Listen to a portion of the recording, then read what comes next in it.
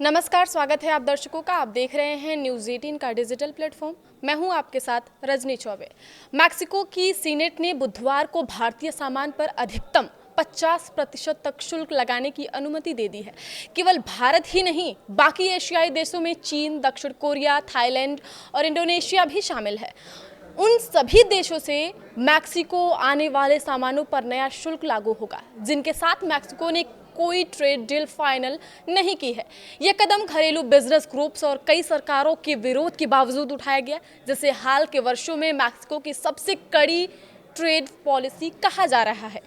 नए नियम के तहत 2026 से ऑटो पार्ट्स, टेक्सटाइल, कपड़े, प्लास्टिक और स्टील जैसे सामानों पर 50% तक शुल्क लगेगा, जबकि बाकी ज्यादातर उत्पादों पर 35% तक का टैक्स रखा गया है।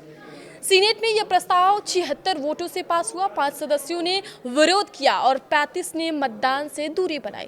पहले वाले मसौदे की तुलना में यह कानून थोड़ा नरम है। शुरुआती ड्राफ्ट में करीब 1400 तरह के प्रोडक्ट्स पर हाई टैक्स लगाने की बात कही गई थी, लेकिन संशोधित बिल में लगभग 2/3 सामानों पर शुल्क कम कर दिया गया।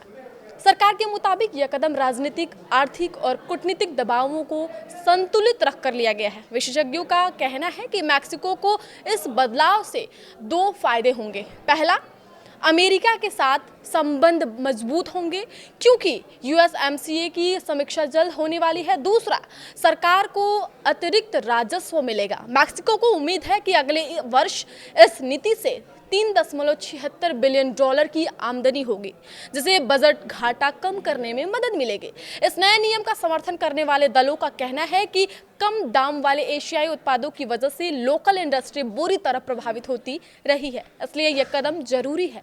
विपक्षी पार्टी पान की नेता मारियो वास्केज ने कहा कि आखिर में इसका बोझ उपभोक्ताओं पर पड़ेगा, लेकिन उन्होंने माना कि इससे कमजोर इंडस्ट्री को सहारा मिल सकता है। उनका कहना था कि यह नीति स्थानीय उत्पादकों को चीन के सामान से मिलने वाली प्रतिस्पर्धा के दबाव से बचाती है और रोजगार बचाने में मदद करेगी। उन्होंने यह भी कहा कि सरकार को साफ बताना चाहिए कि इस अतिरिक्त कमाई का इस्तेमाल किस तरह होगा, ताकि घरेलू प्रोडक्शन चेन को मजबूत किया जा सके। सत्ता पक्ष मोरेना पार्टी के नेताओं ने और स्पष्ट शब्दों में इसका समर्थन किया। सीनेट की इकोनॉमिक कमेटी के प्रमुख इमैनुअल रेयस ने कहा कि नए शुल्क मैक्सिको की ग्लोबल सप्लाई चेन में स्थिति को मजबूत करेंगे और महत्वपूर्ण उद्योगों में नौकरियां सुरक्षित रखने में मददगार होंगे।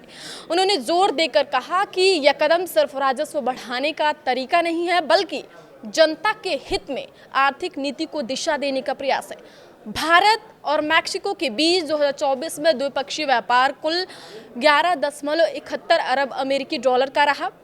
इसमें भारत का निर्यात $8.98 अरब के थे, जबकि मैक्सिको से आयात $2.73 अरब की हुए। भारत को इस व्यापार में $6.25 अरब का ट्रेड सरप्लस मिला।